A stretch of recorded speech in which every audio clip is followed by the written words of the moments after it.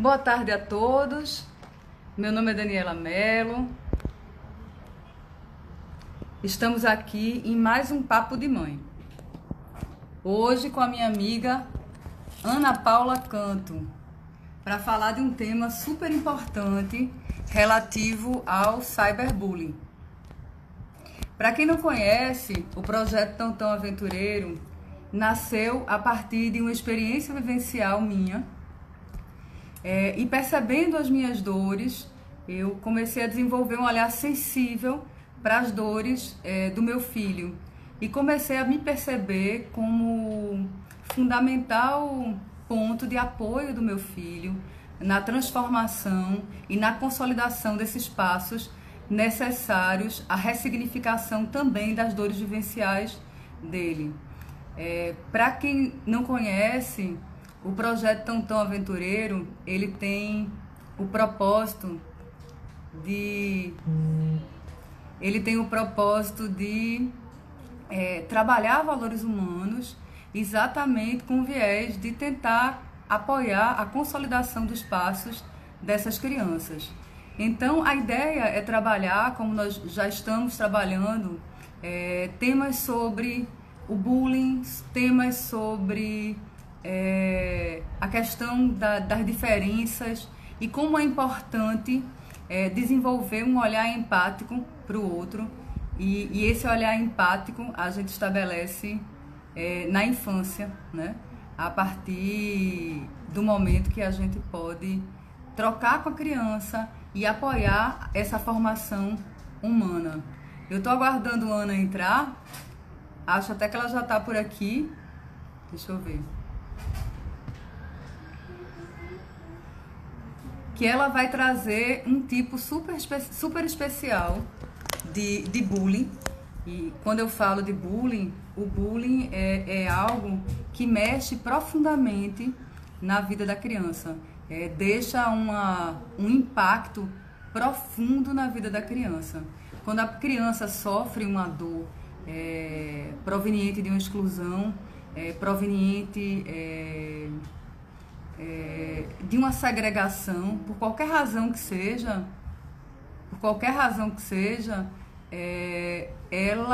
ela fica gravado no inconsciente dessa criança que ela não é boa o suficiente para pertencer a uma estrutura que, em regra, ela teria o direito de fazer parte, sim. Então, fica registrado no inconsciente da criança: eu não sou boa o suficiente para pertencer. E a gente tem que pensar com muito carinho sobre essa questão. Tô vendo Ana, minha querida Ana Paula já está aqui, daqui a pouco ela entra. Tô aguardando somente ela mandar o convite. E ela vai trazer uma prática. Eu me preocupo muito com essa questão, da educação, porque eu acredito que a educação é uma ferramenta única que permite que a gente possa acessar a infância, acessar o coração das pessoas. E a partir do momento que a gente acessa a educação, ela não transforma o mundo, mas a educação, ela toca o coração das pessoas, e pessoas transformadas, sim, podem realizar algo de transformador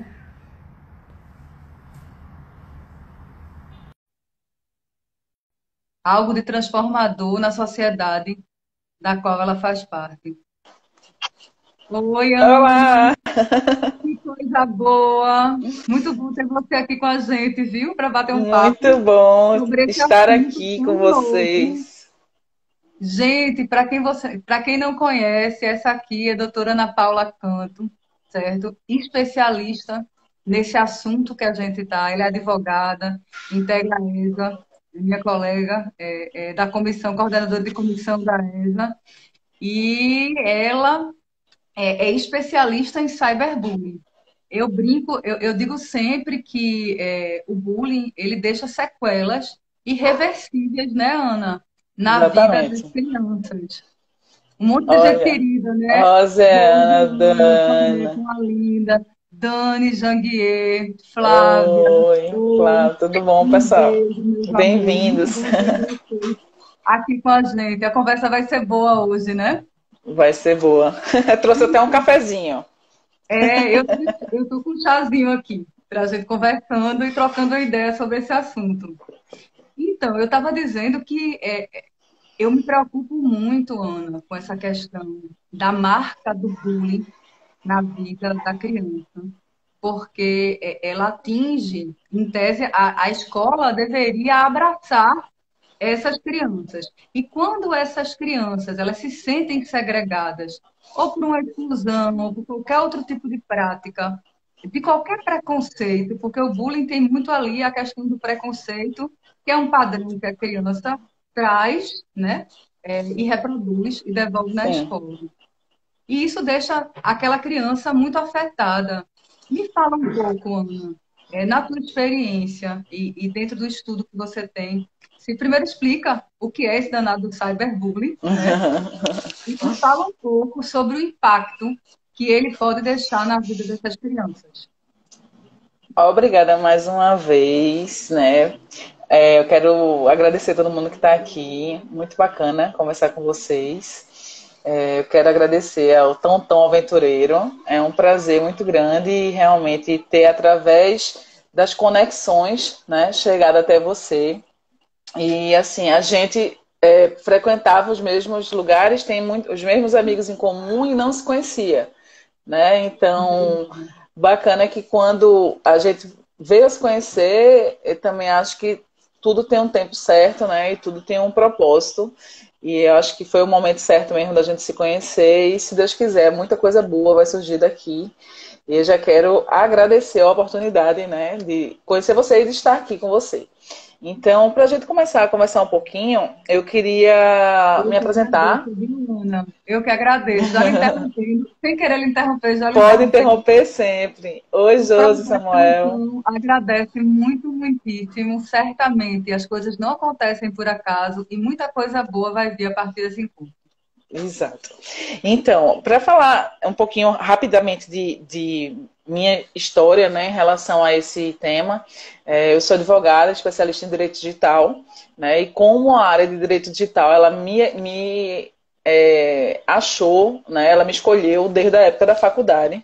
Na época da faculdade existia um projeto, eu sempre fui muito ligada a questões sociais, sempre procurei fazer alguma coisa, ainda que não fosse uma grande coisa, mas eu sempre procurei fazer qualquer coisa para ajudar de alguma forma, né, ter uma participação, ainda que fosse pequena dentro da necessidade, mas eu sempre fui muito ligada a causas sociais. E na época da faculdade, eu achei esse projeto social. Oi, Mariana. Eu achei esse projeto social que ele ia para as escolas públicas para fazer. Oi, Flavinha. Para falar sobre essa questão da arbitragem e mediação entre professores e alunos, alunos e pais, pais e professores. Então, esse projeto se chamava Projeto Escola Legal e ele tinha como objetivo pacificar realmente, né, o ambiente escolar. E aí, o que aconteceu?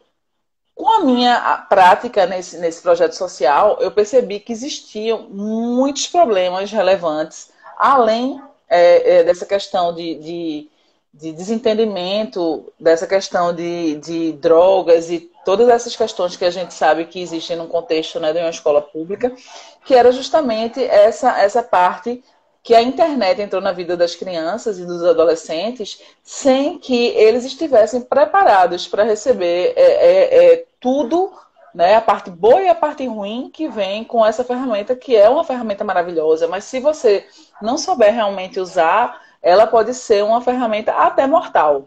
Né, dependendo do caso, a gente vê situações onde realmente jovens se suicidam por causa de bullying, de cyberbullying, né? Então, o que muitas pessoas acham que é brincadeira, né? Porque na época que eu ia para a escola, o bullying ele era considerado como uma coisa normal, era uma brincadeira que as pessoas faziam uma com as outras e nunca ninguém se preocupou em ter uma atenção maior, um olhar diferenciado para essa questão. né? Então, obviamente, né, que conforme a gente vai crescendo, a gente vai vendo que não é uma brincadeira, que realmente uma brincadeira só pode ser considerada brincadeira quando todo mundo, né, que está envolvido na brincadeira está se divertindo, e no bullying tem sempre alguém que não está se divertindo, né, que é a pessoa que está sendo a vítima.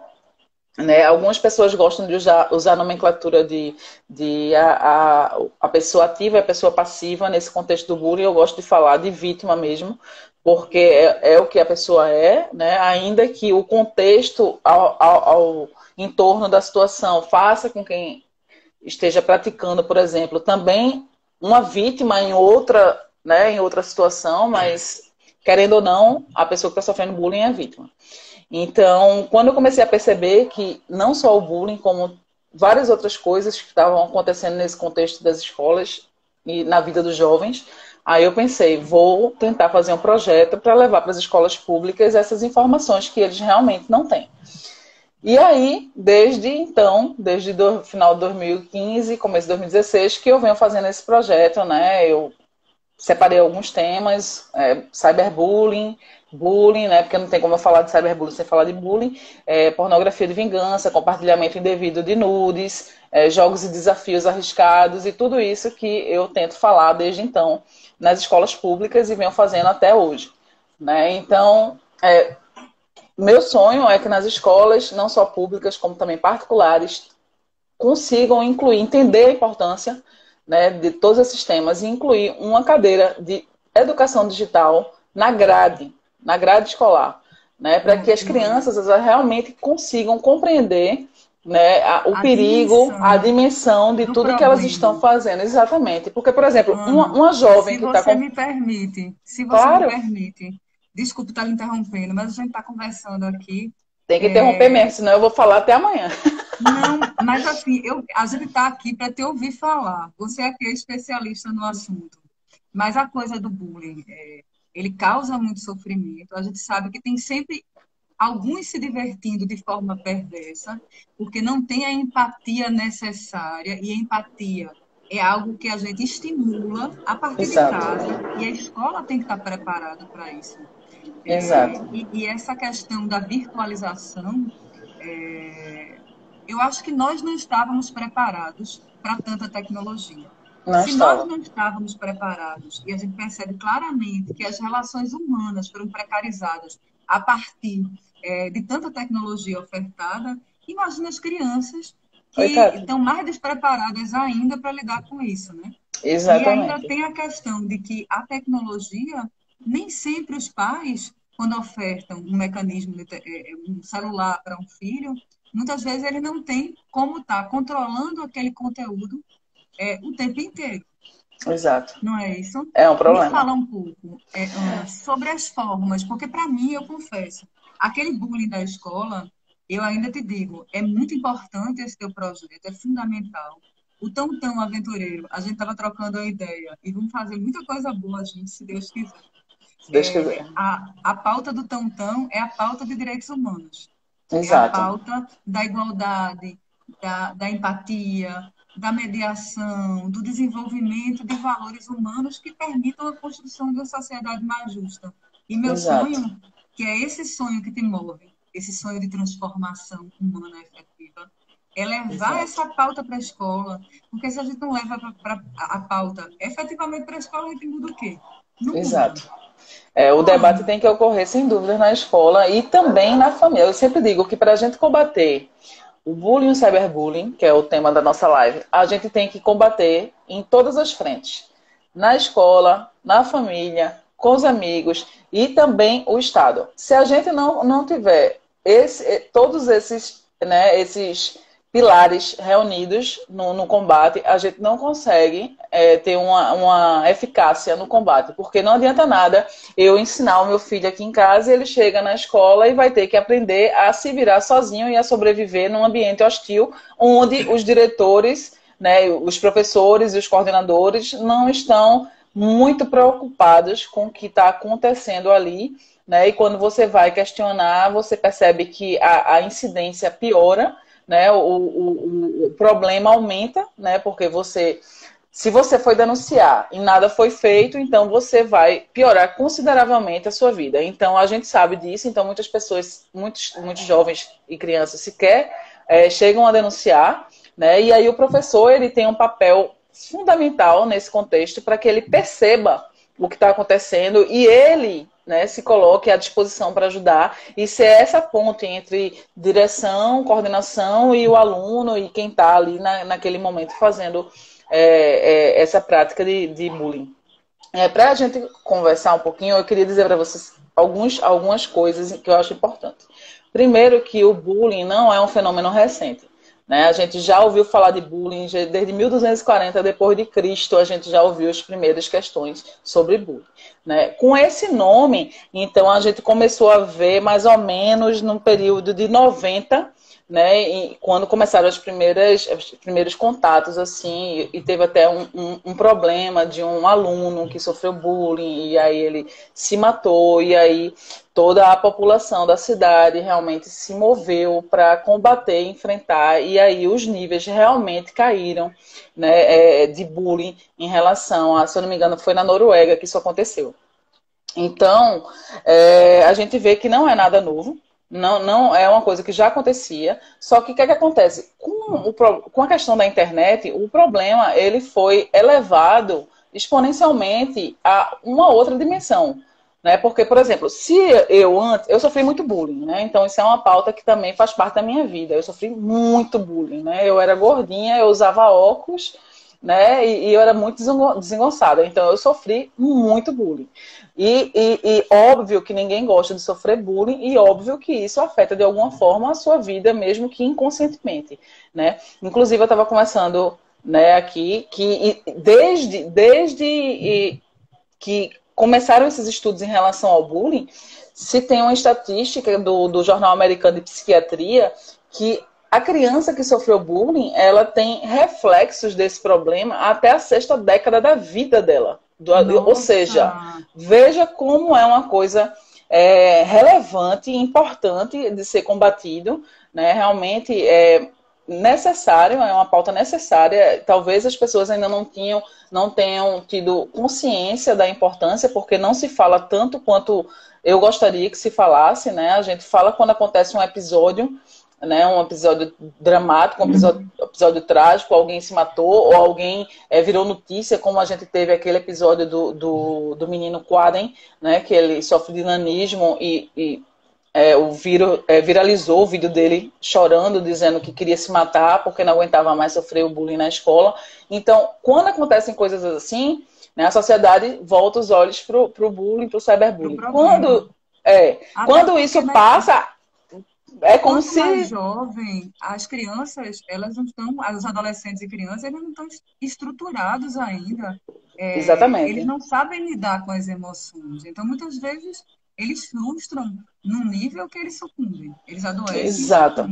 Exatamente. E isso é uma das questões em relação ao bullying, cyberbullying, né? Porque não tem só os desdobramentos emocionais, né? Tem os psicológicos, tem os físicos. Oi, Bela, a gente falou de você hoje mais cedo, viu? Oi, morre mais. Não, a gente estava falando de você, Bela. Foi. E aí... Um beijo pra beijo. ela. E aí, a o que Aline acontece? também, no Projeto Mãe e Tal, tá por aí também. E aí, tem um projeto, vem aqui também conversar com a gente. Falando da dificuldade da maternidade. Porque a gente Muito pensa, bom. às vezes, que é mar de rosas, né? Mas não vem com manual de instrução, né? De jeito nenhum. Nem são as flores que as pessoas pintam, né? Não, as pessoas verdade. pintam assim, que lindo. Não é bem assim. E aí... Ana, me diz uma coisa, quais são os tipos mais frequentes que você se depara de crimes praticados contra as crianças, assim, de bullying praticado contra as crianças? Olha, tem inúmeros tipos de bullying praticado, né? Aparência, essa questão do peso, a questão da etnia, né? Tem a questão... Tem vários tipos de bullying, né? Geralmente eles são vinculados a algum tipo de discriminação, né? Alguma diferença, né? Alguma diferença. Se você é diferente de alguma forma, seu cabelo é diferente, seu peso é diferente, o seu estilo é diferente, se sua cor é diferente, assim, da maioria, vamos dizer assim. você acaba sendo como diferente colocado lançado, né, a possível vítima, vamos botar assim, de bullying, né? Então, eu, como disse, né, eu era diferente, né, para a maioria dos alunos lá da minha sala, eu era diferente. Então, a diferença, por qualquer motivo que seja, ela pode virar, né, um motivo de bullying. E aí a criatividade das crianças e dos jovens assim é infinita, né? Quando eu vou nas escolas, algumas crianças chegam para mim para dizer: olha, tia, fulano me chama de não sei o quê, não me chama de não sei o quê. E eu fico pensando, gente, a criatividade é uma coisa incrível, né? Eles podiam estar usando essa criatividade para tanta coisa muito bacana, né? Direcionar para, sei lá, projetos e coisas bacanas, mas são nomes, né, e que eles colocam uns nos outros, assim, que realmente é inacreditável, assim. Tem coisa que não dá nem para comentar, né? Então a gente Ana, e fica assim a passada. dor é muito real, né, Ana? Demais. Eu sofri bullying também. E eu reflito muito, eu sou professora, eu vou repetir as palavras de Cida Pedroso.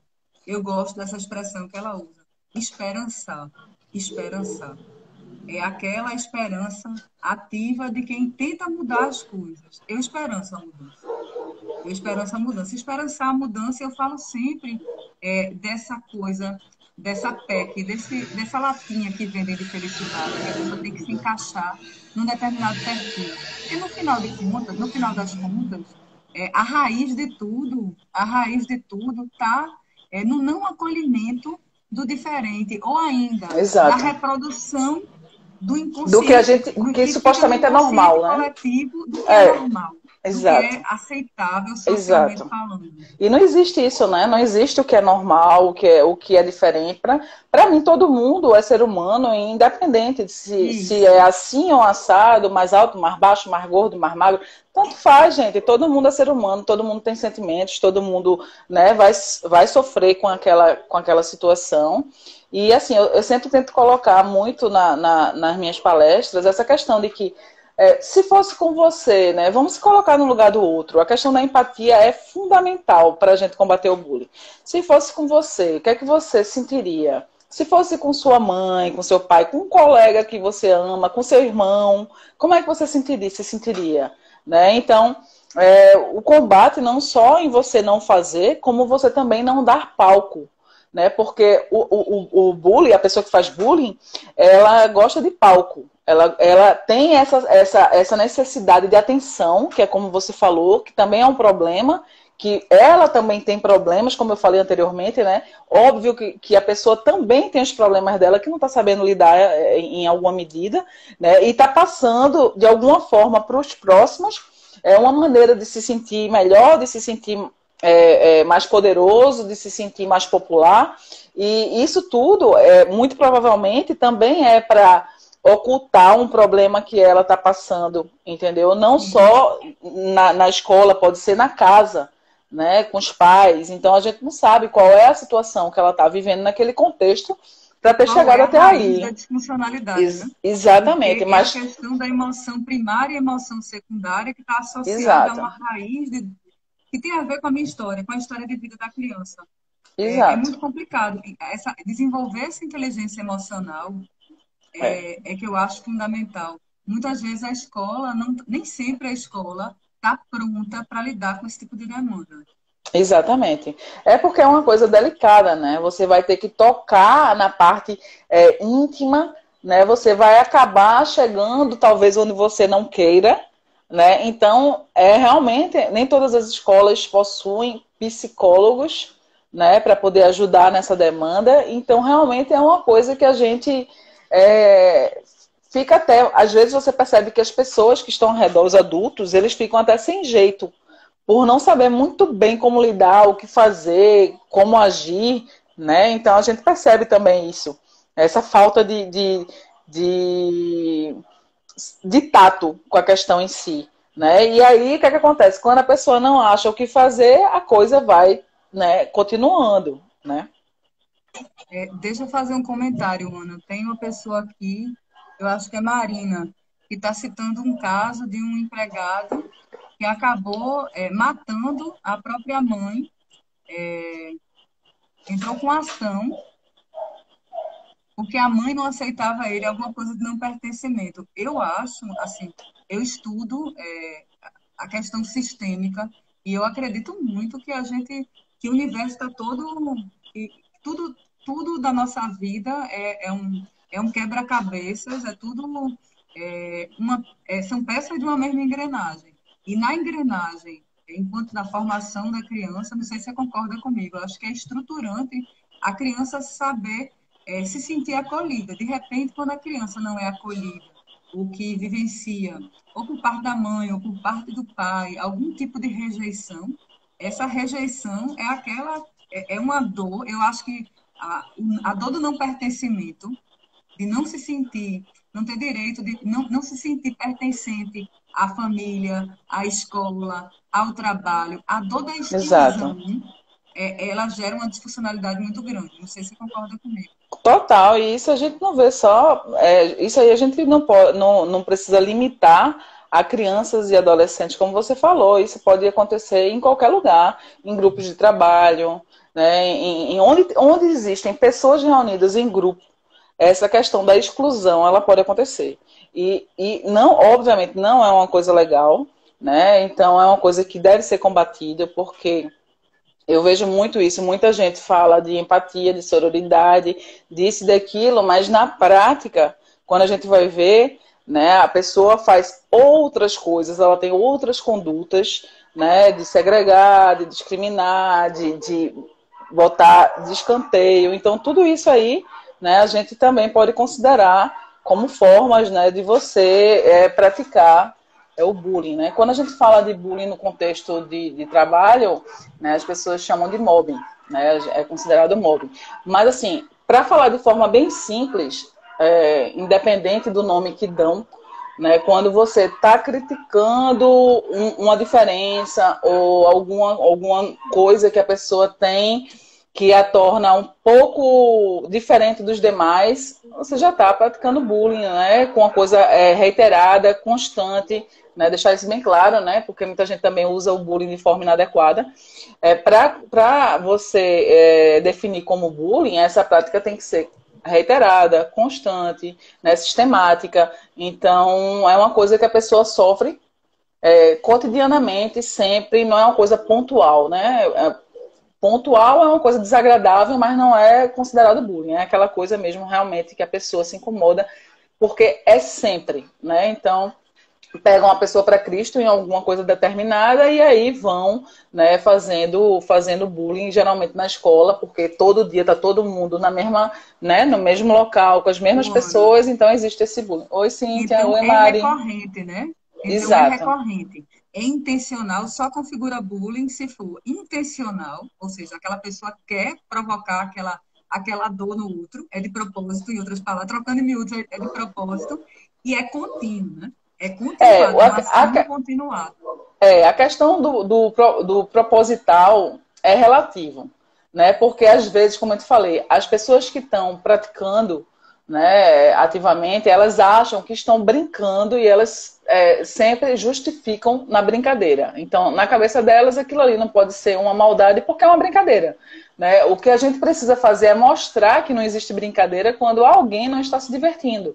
Né? Então, fazer ela se colocar no lugar do outro. Você acharia engraçado se essa brincadeira fosse com você ou com alguém que você ama, com seu irmão? Né? Então, tentar fazer a pessoa realmente se colocar no lugar do outro, que é um lugar muito difícil da gente estar, né? Muito difícil você conseguir se colocar no lugar do outro, para que a pessoa entenda realmente a necessidade de mudança. Né? Claro. Geralmente, quando você pega essas pessoas para usar a criatividade delas e o tempo livre e a vontade de ser líder ou popular de outra forma, a pessoa também se satisfaz. Porque, na verdade, Com o que ela certeza. quer é exatamente isso. E aí, como ela não Atenção, sabe é de que falta. forma. É Exato, falta. Como ela não sabe de que forma, né, fazer isso, então ela faz da forma que tá dando certo, que é exatamente os alunos, os amiguinhos rindo, né? Quer ser Alguém. engraçado. Exato. Então, às vezes, Luana, pode até não ser a maldade mesmo, né? Pode ser uma outra coisa que acaba sendo prejudicial para quem está sofrendo. me diz uma coisa. A gente tem hoje legislação própria para enfrentamento, tanto é problema, que passou a ser visto e hoje a gente tem uma legislação específica. A Fala gente um pouco tem. dessa legislação e o que é que as escolas têm que fazer para poder se adequarem. Então, a legislação, ela foi sancionada por Dilma, né? E o que que acontece? Ela traz sugestões de enfrentamento, ela pede que escolas e agremiações sejam mais combatentes, né, em relação ao fenômeno, mas ela não traz nenhum tipo de sanção, né? Inclusive, ela diz que a sanção não deve ser aplicada e tal, porque a intenção realmente é de educar, né? Não é de punir, né? Então, a legislação veio com esse viés, né? De diretriz, de guideline, de você realmente tentar engajar, né? Locais que têm esse tipo de público, né? No combate. Mas a gente sabe que, infelizmente, aqui, pelo menos no Brasil, quando a gente não tem uma sanção, é muito difícil a gente conseguir combater. Por quê? Porque parece que os envolvidos, eles não estão muito preocupados enquanto isso não pesa de alguma forma na vida deles, seja financeiramente, seja a liberdade, seja um problema, ter que responder judicialmente, enfim. A gente vê que isso acontece bastante, inclusive com os pais, né? Então, o que é que acontece? Nós temos outras formas, né, obviamente, de enquadrar o bullying, o cyberbullying, né, por exemplo, crimes contra a honra, crime de ameaça, tem várias coisas que a gente pode hoje enquadrar que a pessoa poderia responder, né, por um crime, por exemplo. E também poderia responder através de indenização, se você quiser pedir um dano moral ou um dano material, porque a pessoa teve que comprar remédio, teve que ir para psicólogo, porque uma coisa é fato, né? A pessoa que está sofrendo bullying, ela vai ter algum tipo de consequência. Ela pode ter problemas depressivos, ela pode ter problema de alimentação, transtornos alimentares, ela pode ter problema de síndrome do pânico, ela pode não querer mais ir para a escola, né? Pode justificar, inclusive, a evasão. Então, tem várias coisas que podem acontecer. Um caso de verdade, que advogado gosta. Eu vou polemizar aqui. Vai. Imagine que uma criança desenvolve uma síndrome do pânico e aí, em terapia, a mãe descobre que foi uma situação muito grave que aconteceu na escola e que ela nunca ficou sabendo, que a escola nunca sinalizou. E, em tese, a gente estaria diante de um caso de omissão, quando existe uma legislação específica traçando diretrizes com relação ao tratamento específico. O que é que essa mãe, eu estou assim, partindo de uma situação hipotética, o que é que essa mãe poderia fazer? No ponto sobre o aspecto legal, caso ela quisesse, porque eu imagino que, se a depender da situação, da gravidade da situação, ou até um caso de óbito, ou até um caso de uma sequela psicológica irreversível, como é que essa mãe poderia demandar dessa escola uma responsabilização? Então, veja só. Poderia ou não poderia? Poderia, com certeza. Agora, o que a gente tem que pensar é o seguinte, analisar o caso concreto. Vamos supor, esse aluno, né, o filho, no caso, ele chegou a noticiar o que estava acontecendo com ele?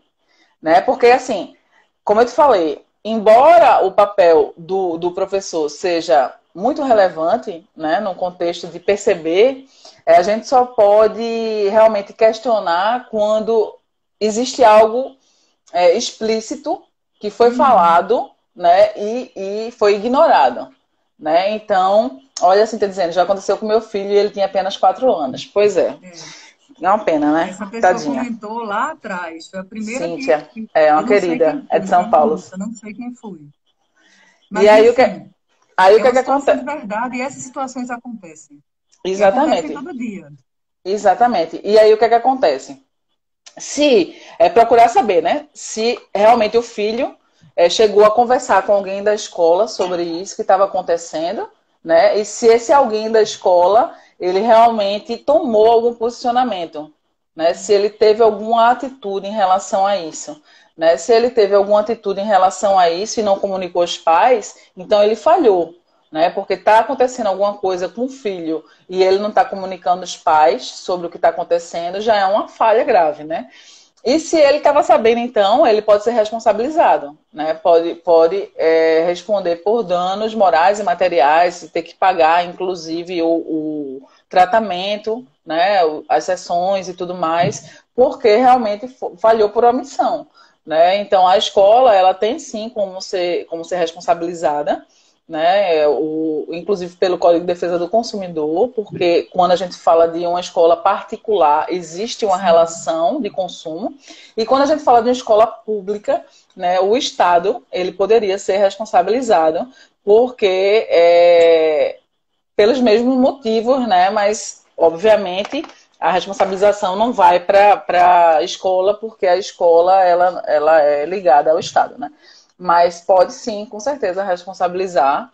E os pais, inclusive, eles podem ter que, sei lá, pagar a cesta básica, pagar outras Luana, formas você de... sabe por que eu estou te perguntando isso? Desculpe te Não. interromper, mas eu estou lhe perguntando porque eu concordo contigo que no Brasil só funciona, a lei só funciona, ela só pega, porque tem aquela lei que pega e tem aquela lei que não pega, né? A lei só É, pega de verdade quando estabelece algum tipo de combinação, que é uma exato, penalidade, algum tipo de exato, penalidade, ou alternativamente, se as pessoas exato. demandam e a escola sente, vamos dizer assim, o que é que poderia vir a acontecer. Eu não estou incitando nenhum tipo de postura, não, mas assim, é um despertar de responsabilidade mesmo. Eu acho que Com as certeza. escolas têm que sensibilizar para essa questão. A minha área de expertise, tu sabes, é empresarial trabalhista, né? Sim, E a parte mais estratégica. Então, assim, eu faço muito consultivo para as empresas e eu faço muito treinamento, capacitação, reciclagem, e eu sempre coloco que a prevenção vem sempre em primeiro lugar.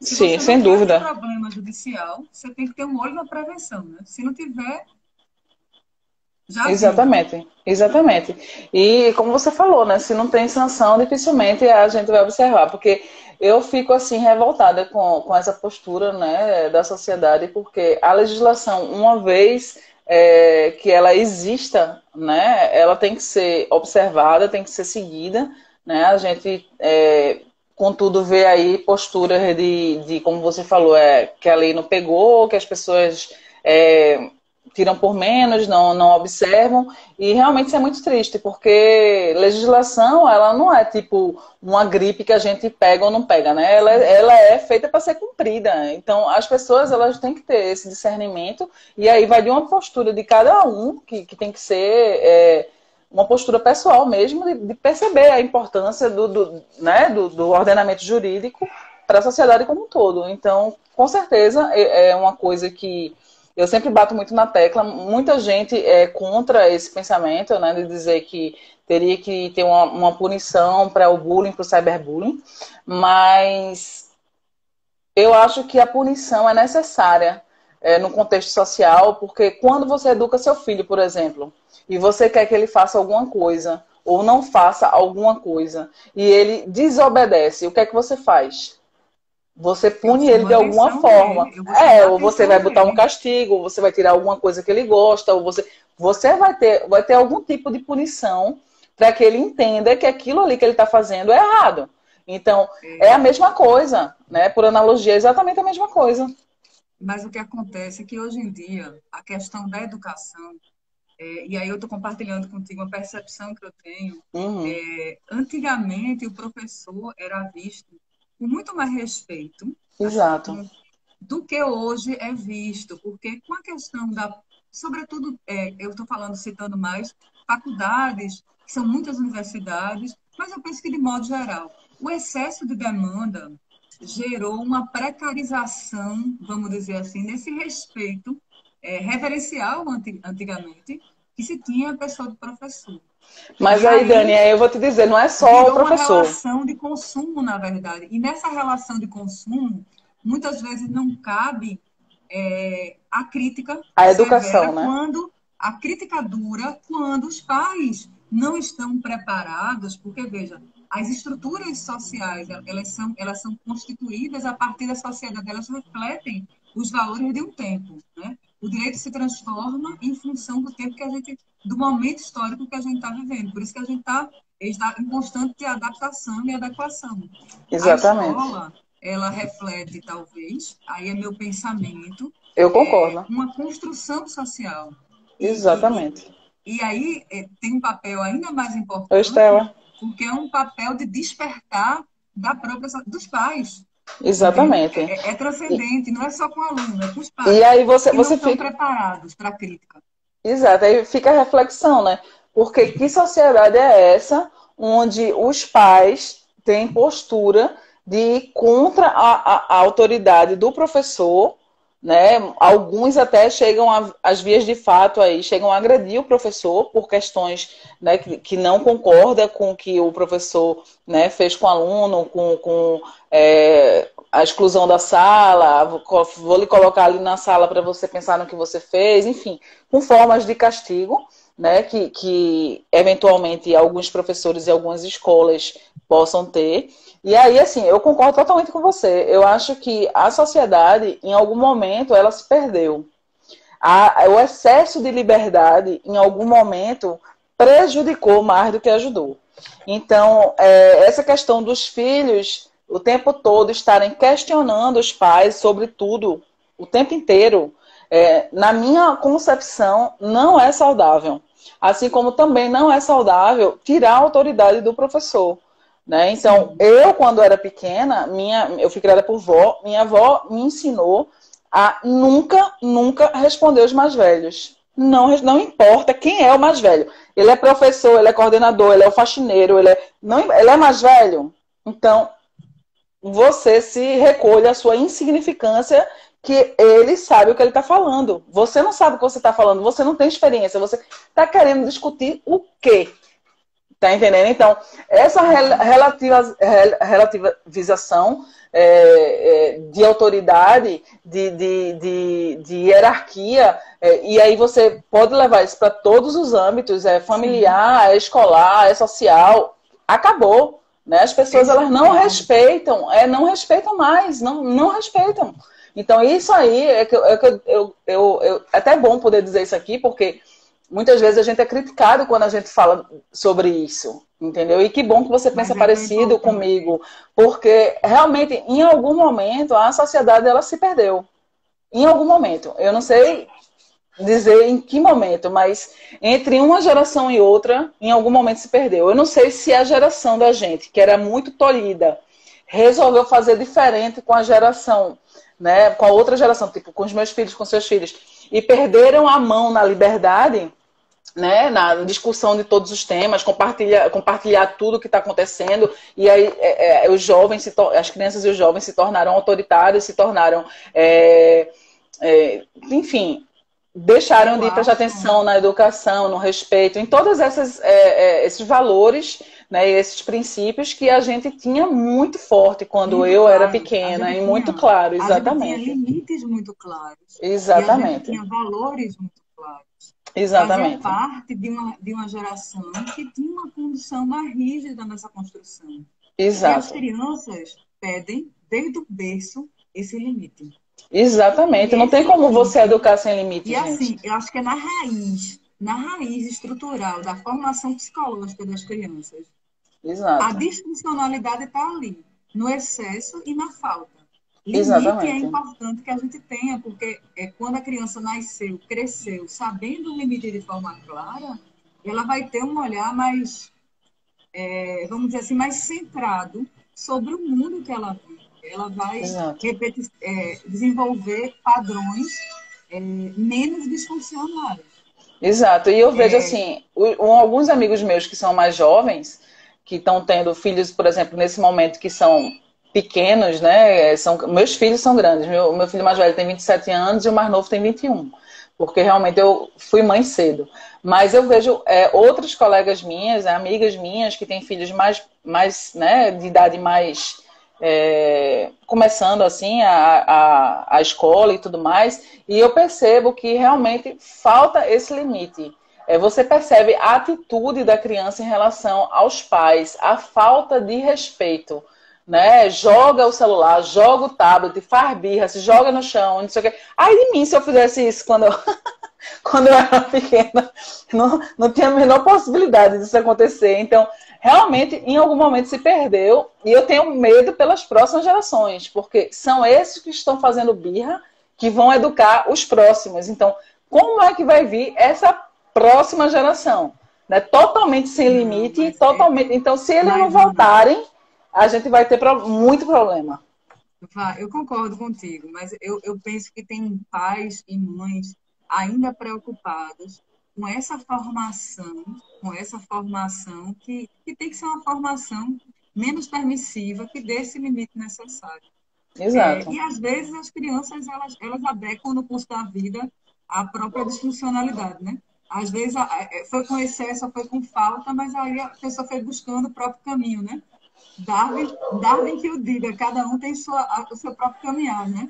É verdade. Mas, Ana, deixa eu dizer, é muito bom estar contigo. Tu acredita que nosso tempo está acabando? Ah! Já você acredita? No Quando a prosa é boa, é instante. assim, passa que a É gente não verdade. sente. A gente vai ter que marcar outra. Como é que É faz? verdade. Vamos marcar. Vamos marcar, vamos marcar. Eu queria te pedir, Ana, para você deixar uma palavra para as mães e para os pais que estão nos ouvindo sobre essa questão do bullying. Um aviso, um alerta, uma opinião. Deixa a tua mensagem.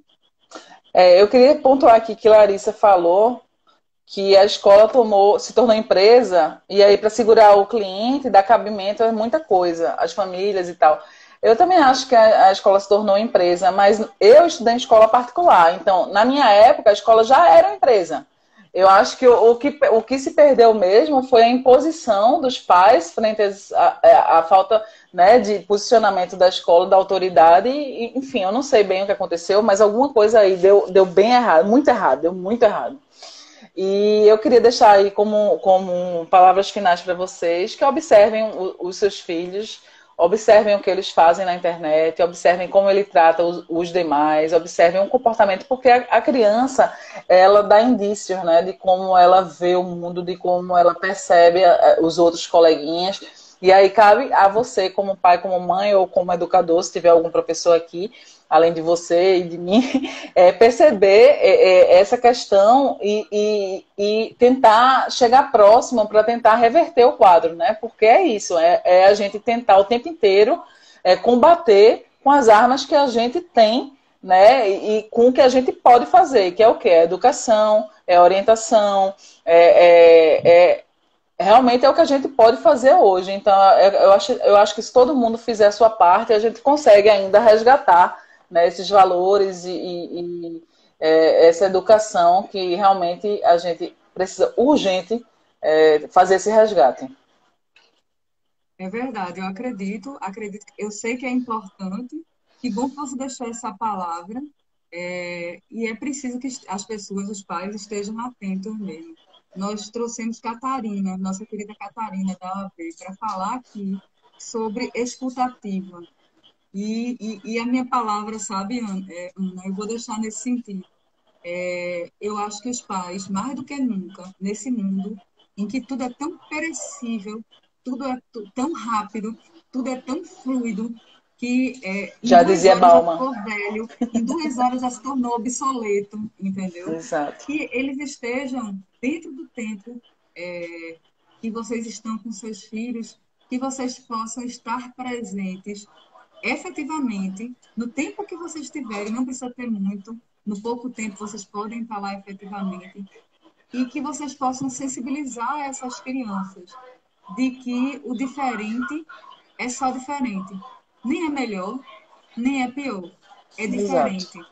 E nós somos uma sociedade completamente diferentes. E nós, enquanto seres humanos, mesmo fazendo parte, né, Ana, de uma mesma Exato. raça e de uma mesma grupo social, se a gente compartimentalizar os grupos sociais por etnia, etc., você vai ver que nós somos singulares.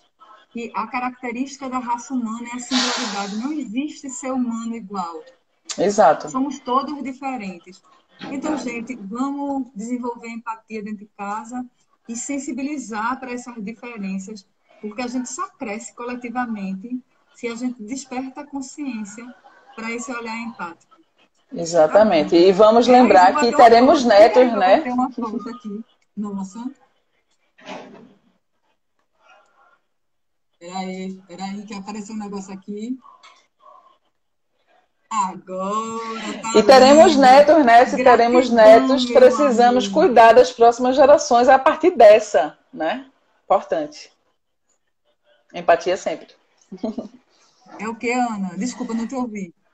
Teremos netos. Se temos filhos, teremos netos. E temos que Teremos pensar netos. em que mundo vamos deixar para os netos, né? Qual a sociedade que o nosso neto vai ter que viver, né? Então, vamos pensar a partir desse ponto de vista que talvez a gente seja mais fácil da gente tentar mudar alguma coisa.